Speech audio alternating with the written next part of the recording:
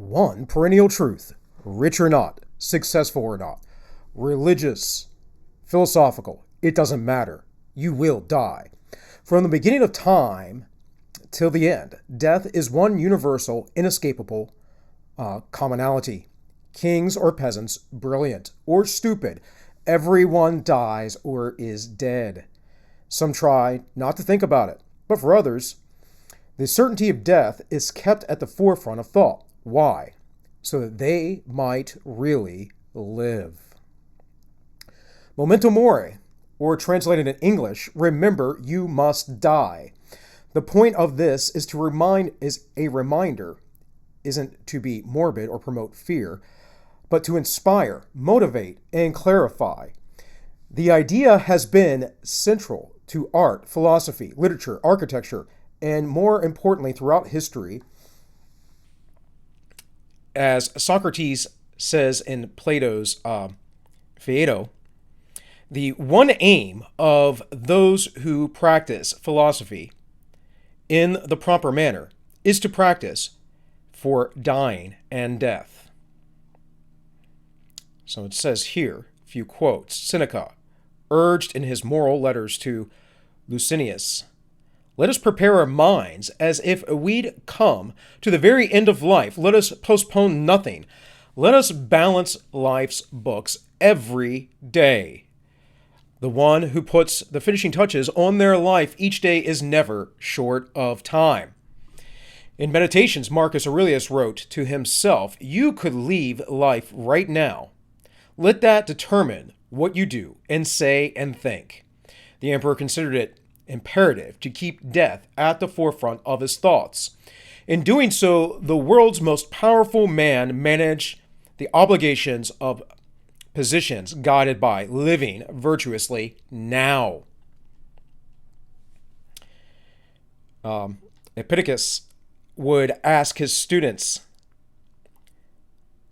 "Do you then ponder how the supreme of human evils, the surest mark of the base and cowardly, is not death, but the fear of death, and beg them to discipline yourself against such fear.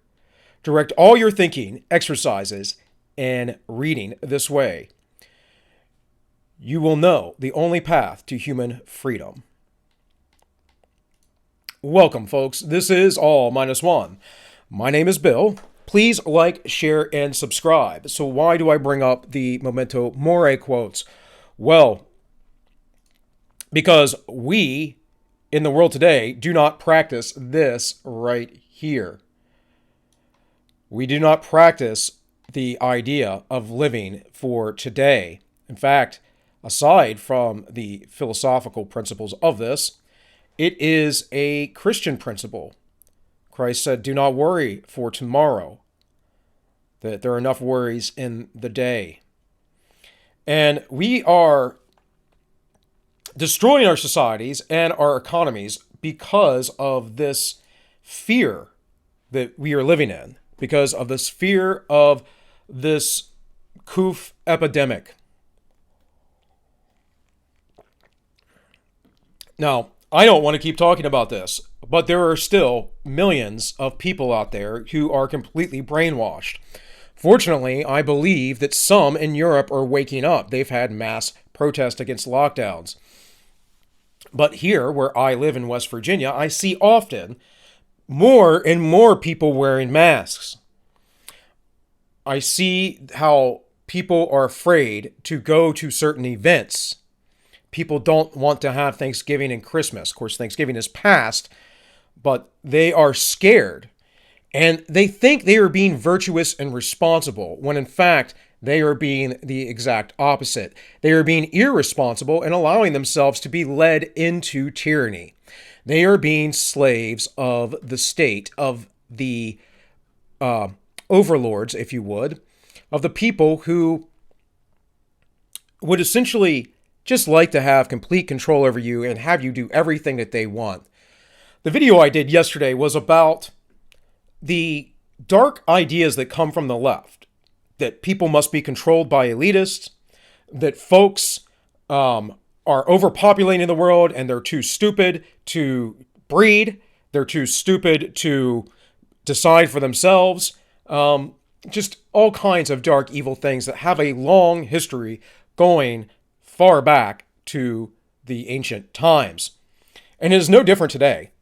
And all that are on the left generally believe the same. And I'm not talking about like what we would call a liberal in today's sense, someone who wants to help other people. They don't understand that their means of helping other people should be direct by them, and instead they obfuscate their responsibility and put it upon the government. But I think those people actually have their hearts in the right place most of the time. But make no mistake that a lot of them, and the ones that are further and further left, absolutely believe that you cannot decide for yourself how to live. And this is how we get tyranny. Folks, perhaps you have not have heard of the lockdowns that have happened in Argentina. I'm going to talk about them briefly today. Hopefully I will fly through this a little bit quicker than I normally do because I'm not going to read a ton of these articles, just some highlights from them. But I do want you to know this. Argentina's violent enforcement of COVID-19 rules. This is on Human Rights Watch.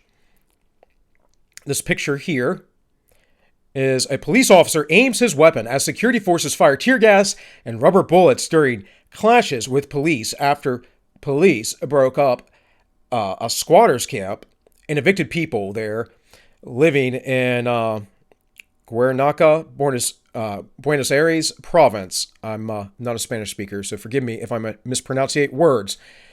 On Thursday, October 29, 2020. Argentina's response to the COVID-19 has been marred by a violent police response towards people accused of breaking the rules. We've had the same thing actually here in the United States, if you remember, before the mass riots stirred up by the media by a few deaths of people who were committing crimes.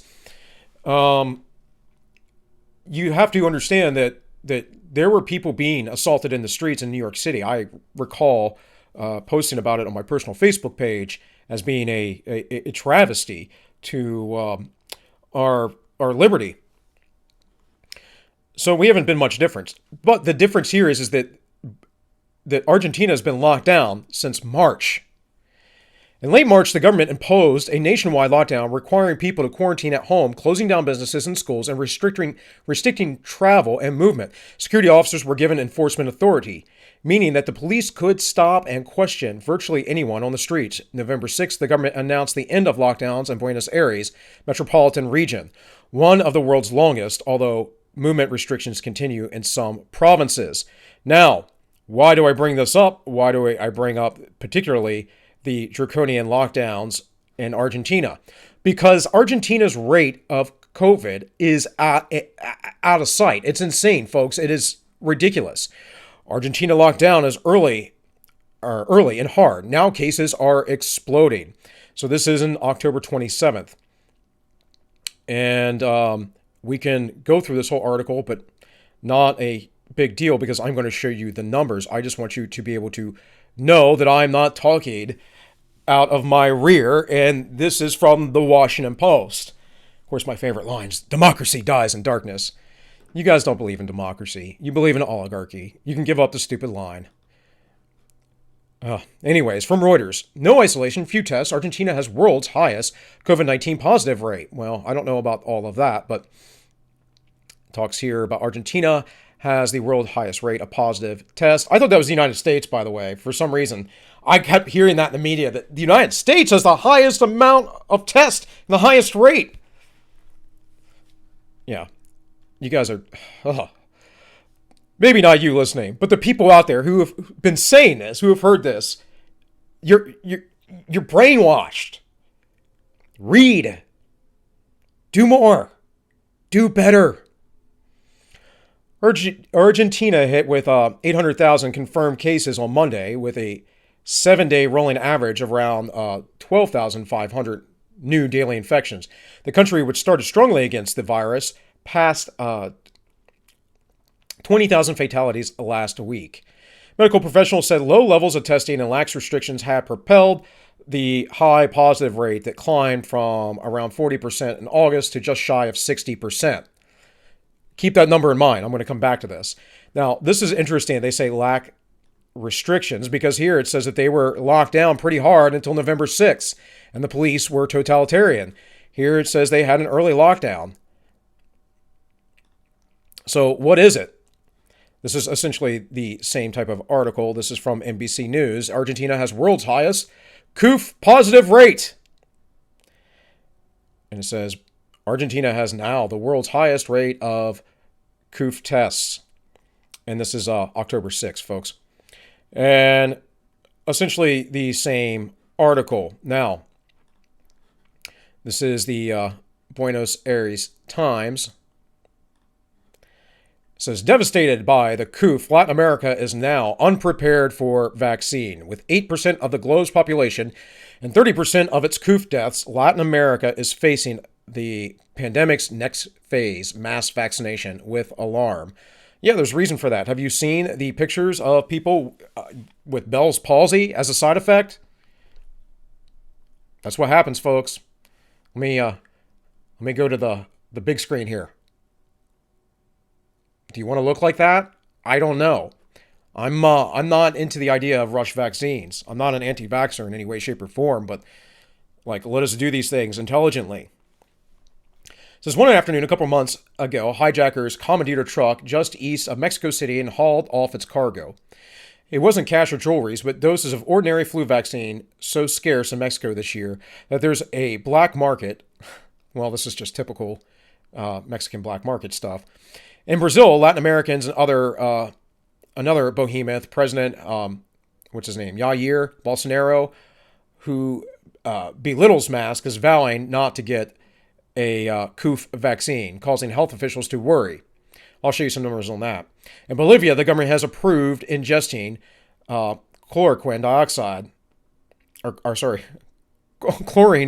bleach, against the virus, widely considered useless and dangerous. I haven't fact-checked that, folks, so we'll have to find out, I guess, some other time. I doubt they endorse that. Arguably, no region in the world has been hit as hard by the virus as Latin America.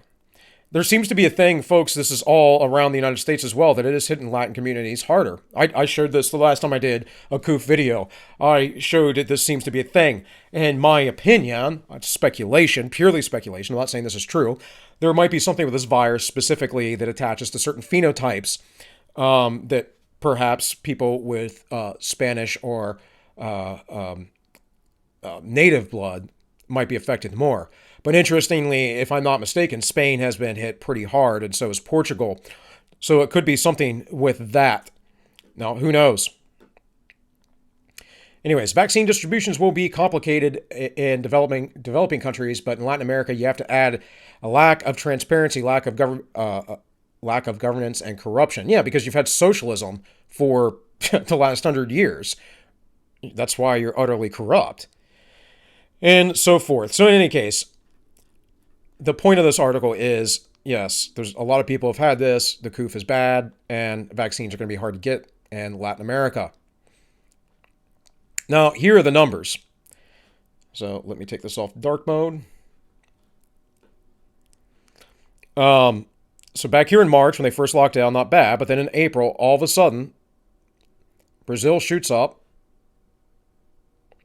There's Peru, Mexico, Colombia, and down here is Argentina. So we can see these different countries, and here's some other Latin countries. We can go here to this map. This is AS-COA. I'm not sure what this site is, but it gave me information, so I'm using it. And it's not going to be the only source of information I have here, but here's Brazil with 166,000 deaths and almost 167,000. And here in Argentina with 36,000. Now, this might not have been updated because I have information that says there's more. Here is the World Health Organization, the only reliable source ever about any of this, folks. Just remember, the World Health Organization, yes, they might have lied. They might have changed their mind and went back and forth and said conflicting things over the last months. But, for the sake of YouTube, they are the Greatest source ever. They have no ties to China. They didn't try and protect them. None of that stuff happened. So the population of Argentina as of 2016 was 43 million, almost 44 million. Life expectancy is 73 to 80. So that's average of most Western nations. And then total expenditure of health as a percentage of GDP, only 4.79%. Let me go back to dark mode, guys. So, data reported to the WHO in the last 24 hours, December 11, 2020. New cases, 5,000. Confirmed cases, over 1 million, nearly 1.5. Confirmed deaths, 40,000. That's in Argentina. Here is the information. Yeah, I'm going to have to turn this back. So, that's confirmed cases above. And we can see way back here in March, low, low, low, low. Even though they were locked down, all this spike happened during their lockdown. All of it happened. Peaked in October, started to decline, and then here in November is when they started loosening restrictions. And then here, again, we can see the confirmed cases. So what happened? Well, it looks like the lockdown slowed it down. It did what they were trying to do here in the United States. It flattened the curve. But did it really? Because that looked like it curved up pretty hard. And that's all that we are doing, folks. We are not remembering that we are immortal. We are not living for today. We are living in fear, as the quote here again once said. And this is true. Anyone who understands psychology, understands human psychology, understands that people are more afraid of pain than they are generally of death, because death is too abstract for them. This is people being afraid of having a painful death, largely from this virus.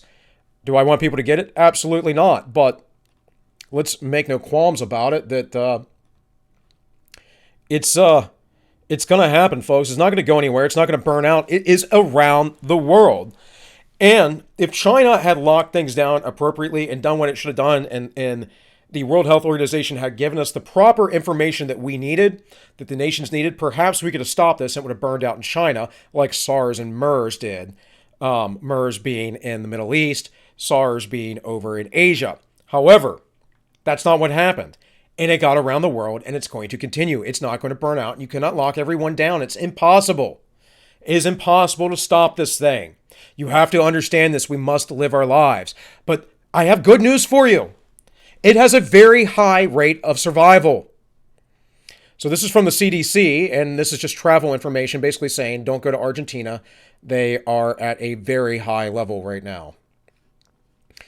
Here is our world in data, which I often use. I like this site a lot. So again, we can look at the numbers and the cases and how they went up.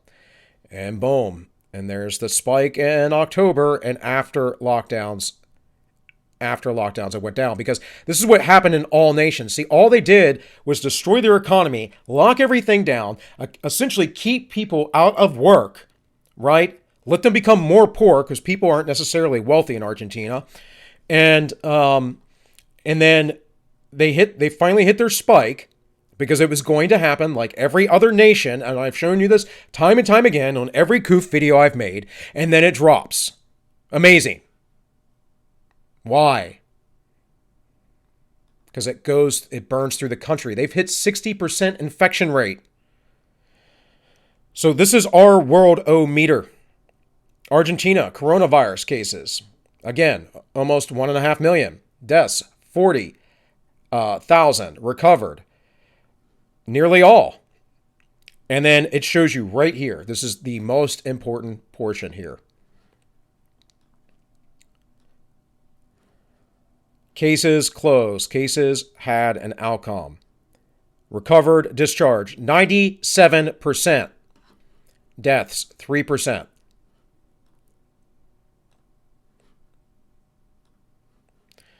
Here, from Statistica.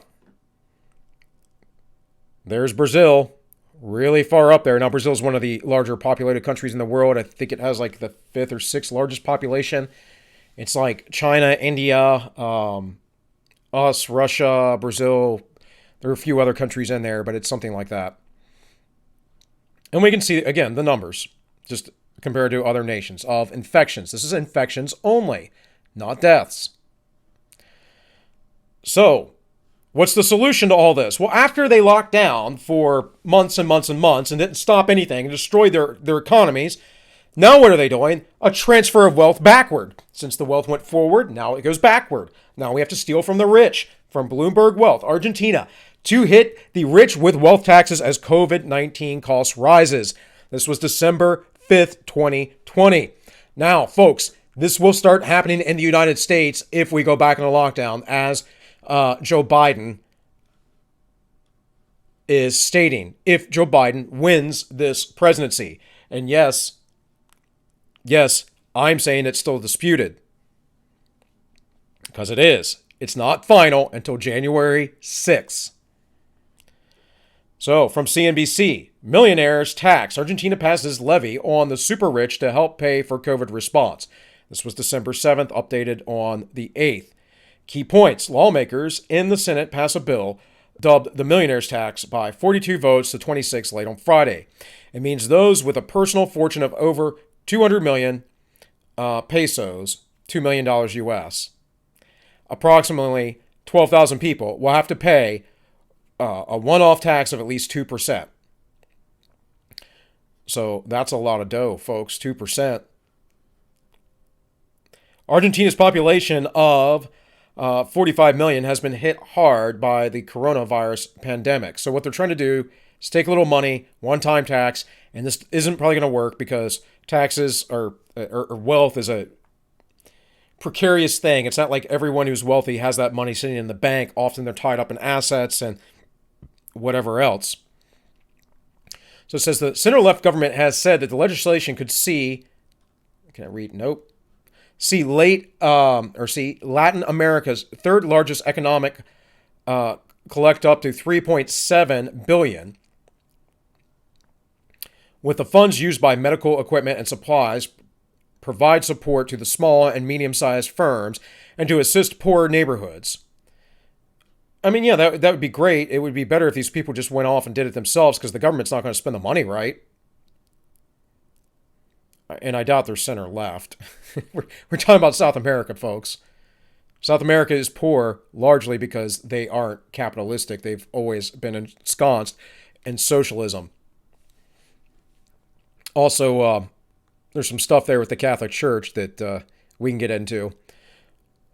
Here from France 24, Argentina introduces millionaire tax to help pay for the Coof. And then here finally from CGTN America. The Coof cases in Argentina show sign of decline. Well, yeah, it's been on the decline. It only took you guys, 9 months of lockdown? Draconian lockdown with human rights violations? It says, back to the first article I had on those human rights violations, the Human Rights Watch. It says, media outlets and the local human rights groups have reported dozens of alleged human rights violations by the nation and provincial security forces tasked with enforcing these measures. The National Human Rights Security Reporter received 531 complaints of police abuse late March and early August, including 25 involved deaths, compared with 71 from early December to late March. The Coof pandemic generates enormous uncertainty. Proportionate lockdowns can be a necessary and effective measure. No, they can't. There is no data on that whatsoever. The studies have been done by economists over and over again, comparing country to country with relatively similar sizes. We don't know why some groups versus others are being affected other than certain health things like obesity, heart disease. If you have liver or renal disease, this might, affect you more. Pneumonia, the flu on top of it. A big one's vitamin D. If you don't get enough vitamin D. So there are risks. We don't know necessarily why it hits some people harder than others. But what we do know, essentially, we knew back and we've known back since April. May, April, May. We've known just about everything we need to know, in my opinion. And someone who reads a lot of data and a lot of stuff and knows how to sort out what's bad data and what's good data. Now, is there a case for locking down, or quarantining, as I would like to put it, because that's what it is, someone who's sick? Sure. But this is not that deadly of a thing comparatively to many other things that the human race has faced in history. And it's not worth the cost, folks. It's not worth the cost of destroying our economies and redistributing wealth. So I want to get into masks real quick. And I couldn't find this video anywhere, so I just had to get it from where I saw it, and that was from Luke Rakowski. By the way, folks, Luke's really good. We Are Change on YouTube. So I'm not going to play the volume on this, but you can just watch this picture of a politician, a bureaucrat, for yourself. This is him backstage putting on a mask. Oh, see, let me just put on my mask here. Let me, got to get my stuff. Oh, let me walk out. Oh, now that I've virtue signaled, mask off. And this was at the Department of Justice. Again, I looked for this. I couldn't find it. Whatever. Wanted to get this out. But yes, masks, folks, they know. He knows. It's nonsense. He did that as a show. I'm being a good leader. Follow me. No, you're not. You're a hypocrite. And that word means actor, folks. It does not mean one who does something or says something and does another, per se. When Christ used it, the word was meant as a person who was in the theater. He was calling the Pharisees and the Sadducees, the leaders, the religious leaders of the day. He was calling them actors, pretenders, fakes, phonies. So from Town Hall, if mask works, why don't they work? This was September 14th. It says, I'm not anti-masker per se. There, I said it. If you've been reading my rants or columns on the topic these past few months, you might get another idea, though, and I understand that. It certainly seems like I'm anti-mask, and don't forget, whatever. Remember back in May and June when they said, hey, if everyone would just wear a mask for a few weeks, it'll be over, and we can all go back to normal. That is what they said. Remember those 3 hairdressers using masks and the Coof couldn't spread or something? And the blue state policymakers and the national retail and restaurants, that evidence among the few model-based studies to demand that every human for ages 2 and above wearing a moist cloth diaper on his face, both indoors and outdoors, to stop the spread of the virus. That poses very little harm to the vast majority of those who contracted it. Remember them telling us it was only temporary? Yeah. Except neither the masks nor the lockdown measures ever really stopped the Coof. Exactly. Nope, the virus just kept going. But now the CDC admits that with or without masks, 15 minutes of close contact with an affected person will spread the Coof. And it goes on. You can read this. I have other articles, of course. But again, just so you know, it's out there. The information's out there. Now, this was put all over the place. This is the dozer, whatever that means, but this is from Substack, actually. Everyone is already wearing a mask. They just don't work. This was just released the other day. Americans have exceeded universal masking benchmarks, but it has not slowed or stopped the spread of the Coof. I've been saying the same thing from the beginning. You all listen to your priesthood. You listen to the priest class. You listen to the experts. This isn't about anything but control, folks. One of the most common pro-mask arguments I've heard over the courses of the past few years, both from public health experts and your average citizen, sounds similar to the following statement. If only everyone would just wear a mask, we would be able to crush the virus and end the pandemic. These lines of reasoning is frequently espoused by lockdown governors and public health experts. You see, the problem isn't them. It's you. It's you, the citizen, we're told. Wear a mask, peasant. Just like this guy. Wear a mask like this guy. Yeah. Wear a mask, peasant. You're the problem. You're the reason why the pandemic is still a problem in this country. And idiots and fools who worship the government and the experts instead of thinking for themselves will yell at you, will assault you, will scream at you, will do everything. I saw this crazy Karen in a car the other day that a bit of Brit. She's a YouTuber. I don't think she does much anymore, but I follow her on Instagram, and she put up a thing with this woman like yelling at someone out of her car, just freaking, I'm a teacher! We have to stay locked down! We have to stay locked down! You need to get over yourself. No, we do not. But you probably shouldn't be teaching because you're an idiot. Of course, I could go with the Norm Macdonald tagline that teachers don't have to be that intelligent.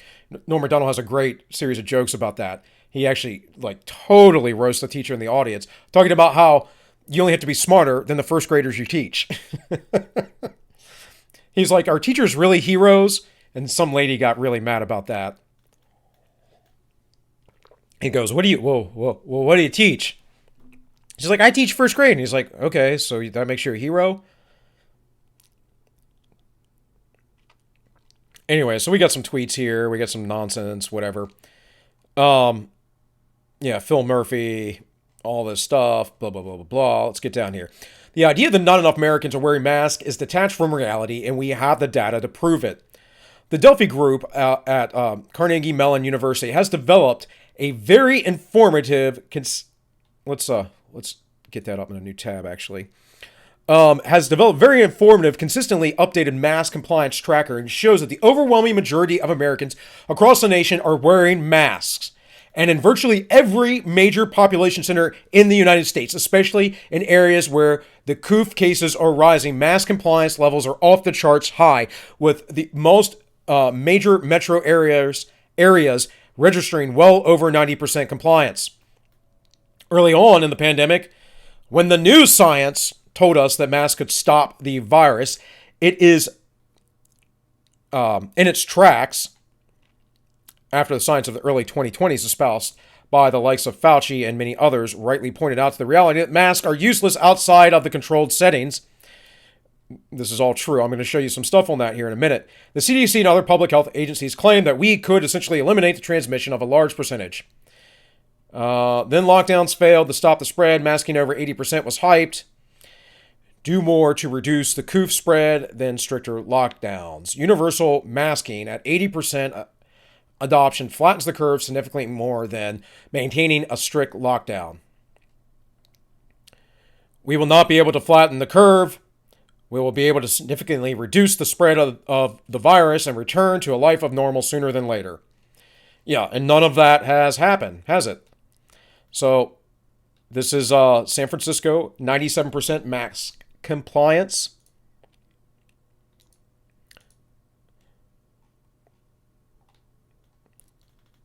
So the numbers here are showing the percentage of people who are complying out of the population, yet they are still one of the hotter spots. New York City, 97%, 96.5%. DC metro area, my neck of the woods. Dallas-Fort Worth, Philadelphia, over and over and over again. It has done nothing. The data demonstrates very clearly that Americans have overwhelmingly exceeded the masking compliance percentages needed to supposedly flatten the curve and reduce transmission of the virus. The problem, of course, is that the models have not matched reality. Americans are wearing masks, but the hypothesis behind universal masking has not worked to stop the spread. Americans have adopted the recommendations of the public health experts and whatever else. Now, folks, go look at this up for yourself. If you Google this, you'll find this is in many publications, was allowed to be reprinted on many online publications. The title is Everyone is Already Wearing a Mask, They Just Don't Work. And that is by Jordan Shanshittel, I guess. I don't know. So this is the study that it links to. It's not coming up for me, so no big deal. Let's go here, though. From the Federalist, This was October 12th. CDC study finds overwhelming majority of people getting the Coof were masks. Here is part of the study. You can go through it yourself. Again, I just want to read you the headlines, show you that you can find this stuff quite easily. Not in the nightly news, not in the mainstream media. It's not there, folks. It won't be there because they want you locked down. They are elitists. They wish to lie to you. They wish for you to be under their thumb. And a boot on your neck on top of that. CDC study, 85% of the Coof patients reported wearing masks always or often, from Breitbart. You might say, Bill, you're using all right-wing sources. Yeah, I don't care. Because the left-wing sources, they don't care about being honest with you. The ends justify the means. They want you under their thumb. They want you under their control because you're not smart enough. You're just a dumb little plebe. You're just a silly, silly fool, and you have to be told what to do and how to live. So this is climatedepot.com. It says, physicists' new study, why masks don't work and how governments are operating in a science vacuum. A case against mandatory mask regulations. So here was an updated study in August 2020. Again, go look these things up for yourself, but I'm going to read the headlines here, or the highlights, I should say. The World Health Organization now admits the Coof is basically not spreaded unless you have active symptoms. Asymptomatic spread of the Coof is very, very rare. Well, duh. Asymptomatic spread of anything, of any virus, is rare. Unless it's like sexually transmitted disease or there's some sort of, if it's a bloodborne pathogen or any of that kind of stuff. Like, this is basic stuff, folks. I've been doing this, been studying this stuff, professionally for 20 years. I've had to be a first responder. I've worked in a jail. You have to know about these things. And I'm not saying everyone who works in the jails, the sharpest, sharpest tool in the shed, right? But because it's not a high skill job. It's a job where you just have to have a high tolerance for nonsense. And are willing to put forth some authority. But nonetheless, there were plenty of smart people that worked there, and we had medical training, and we had to use medical training on inmates if they were injured or hurt. We had to be first responders. I myself personally have found someone hanging, and we've had to try to resuscitate him until EMS could get there. It was part of my job. I also worked in a hospital, and although I did security work there, I worked side by side with medical staff all the time. There are certain things that people know, and it's like we're being gaslit into how viruses spread and all. Magically, this thing it doesn't apply to any rules that have ever existed for universal precautions. And that's what this is all we need, and it's all I've ever said we needed from the beginning. Just basic universal precautions. Wash your hands, do this or that, right?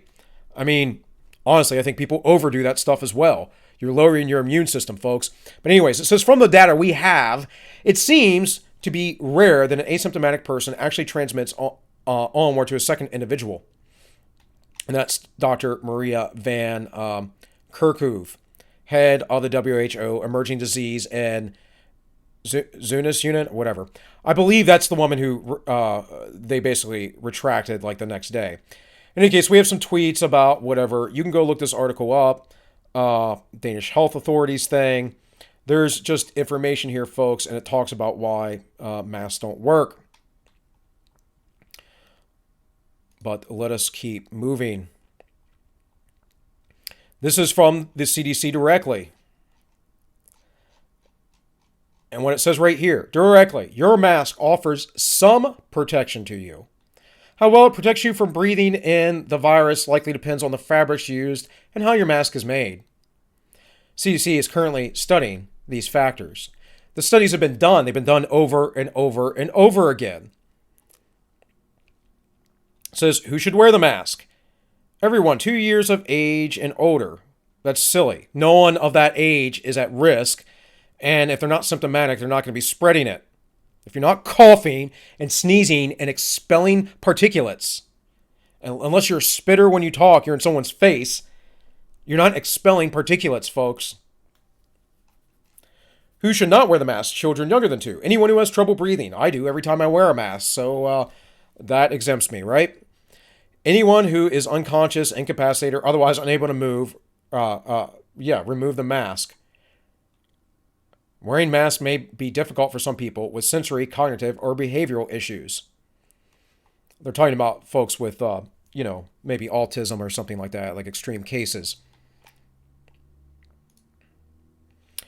This is the Living Freedom blog. This was back in May. Why I don't wear masks. And it says, I don't wear masks when I'm out and about unless I absolutely have to. More on why below. And it says, I'm a scientist. I earned 3 degrees from physical sciences from a prestigious university. I published more than 30 papers in the scientific and technical journals. I began reading medical journals 13 years ago. I am invited to sit on boards reviewing medical research grant proposals. I've read several medical journal articles on the use of fabric masks. The best study, and again, it's linked there. Let me see if I pull that up.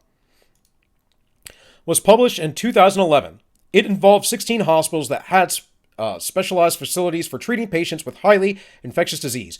Over 16,000 healthcare workers who were treating patients in a special wards were followed for 30 days. They were divided into 3 groups: fabric masks, surgical masks, and no masks. Now, I need to remind you that surgical masks are there so surgeons don't spit on people, so they don't get bacteria in their body when they stitch them back up, that kind of stuff. It's something they found out very early on, back in the day when they just washed their hands because they used to do surgery on one patient and then go to another and they would spread bacteria that way. So they just learned to wash their hands. Eventually they learned they had to wear masks, a lot of things in the primitive days of modern surgery that were hard knock lessons. The no mask group was free to wear a disposable surgical mask whenever necessary, but they did not wear them continuously as the surgical mask group did. The cloth mask users were instructed to wash their mask with soap and water daily. They monitored these workers for respiratory illness like influenza and laboratory-confirmed respiratory illness infections. The workers who wore cloth masks were 13 times as likely to become infected than the ones who wore surgical masks.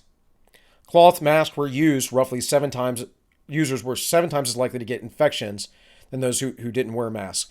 That's why I don't wear masks. It says, in a speech, the author concludes the results: caution against the use of cloth masks, moisture retention, reuse of cloth masks, and poor filtration may result in increased risk of infection. Now, again, I covered this with some epidemiologists. I just allowed them to speak, played it on my channel. You can go back, find my Coof videos. It's in there. Said the same thing. And these guys are researchers that go through the studies, and this was, I don't know, some months ago, they're like, no, masks don't work. So here is the study. Let's see. BMJ Journal. And you all, we're not going to go through this, but you all can look at this yourself. Oh, that came up. Yeah, went the wrong way. If you want to go find this webpage, folks, this is ClaireWolf.com blog, and it says Living Freedom, Why I Don't Wear Mask. So after all that, then we have this. Factcheck.org. Danish study doesn't prove masks don't work against the Coof. I covered this study the other week because it was in the LA Times, and folks, it does say they don't work. So this is the fact check. This is insanity. Did a recent study in Denmark show that face masks are useless for the Coof? No. The study found that face masks did not have a large protective effect for wearers. Not that masks don't provide no protection at all or don't offer any benefits. This isn't a fact check, folks. This is called semantics. It's word games. Meanwhile, while we remain locked down, 500,000 children living and destitute across the UK. Man, that's great news. Newsweek, thanks. Thanks for informing me that 500,000 children. Oh. It is just absolute insanity, folks. Absolutely. 500,000 children across the UK are living in destitution, while the number of children living in extreme poverty increasing by 52% in 2 years, a new study claims. Now, This study was over some time, again, right here in 2019. But of course, this has gone up. It's going to continue to go up. Who are these children living in destitution, by the way? 1,000%. It has to do with refugees, because that's what happens. They come and there aren't jobs for them. There aren't things for them to do. They have to cluster in small homes. They have to live the way that they did before. And many of them, I've seen interviews, said it was better for us to just stay where we were at. But, let the lockdowns continue. Let the Great Reset go forward, folks. Cuomo warns of a challenging period of sustained Coof spread as New York's positivity rate nears 4%. This is WREN radio. 4%. That's insanity. Argentina's rate, as I read to you earlier, was upward of 60%. Where's it at here? 60%, folks, was 40 and went up to 60%. Yes, they had people die. People will die. Remember, you will die. Memento mori. It is how things go in life.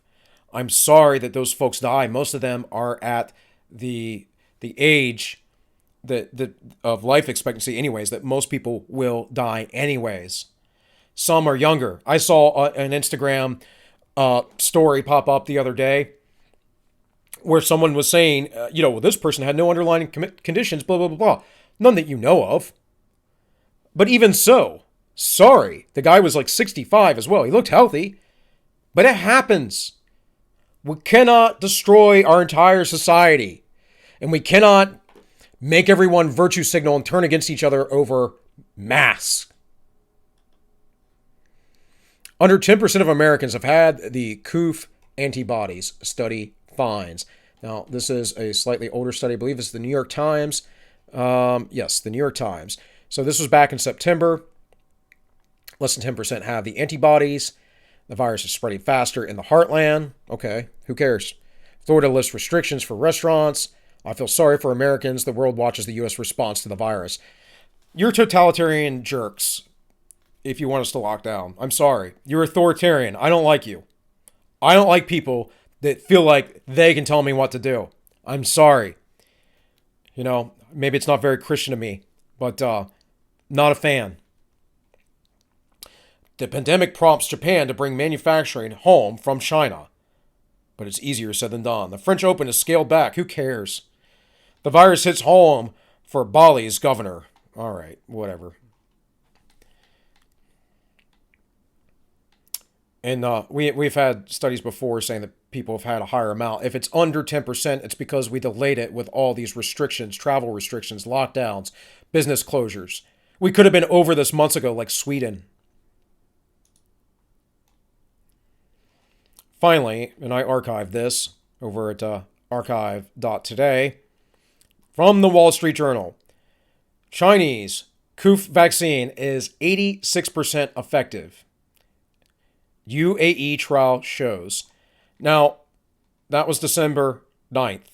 Today is the 11th, so just 2 days ago. I don't know about you folks, but I have no plans whatsoever to take any vaccine coming out of China, especially after all of this nonsense over the last year. It's time to wake up. It's time to say no. It starts with you saying no, your friends say no, and speaking the truth and not living the lie, as Solzhenitsyn said. Solzhenitsyn, that guy that wrote that giant, thick book, The Gulag Archipelago, the guy that basically helped destroy the Soviet Union from his experience, the guy that was a supporter of the left-wing ideas and then later on realized these are bad ideas and they went after him, because I guarantee you, all you folks out there who are on the left, who think that you're going to bring in this utopia, you get the wall first. You don't even know it. You're useful idiots, as Yuri Bezmenov said. Folks, I don't have much more. Please go like, share, and subscribe if you made it this long. Like seriously, I'm getting some good traction in numbers as far as views, which will then allow me to monetize. I'm not necessarily going to go for full monetization on YouTube partnership program, but I do believe I'll be able to get super chats. That'll be helpful for me and my family, allow me to get more equipment, allow me to do this more full time. Even though I'm not employed at the moment, I may need to go to work. I am going to be having a baby soon, so it's helpful.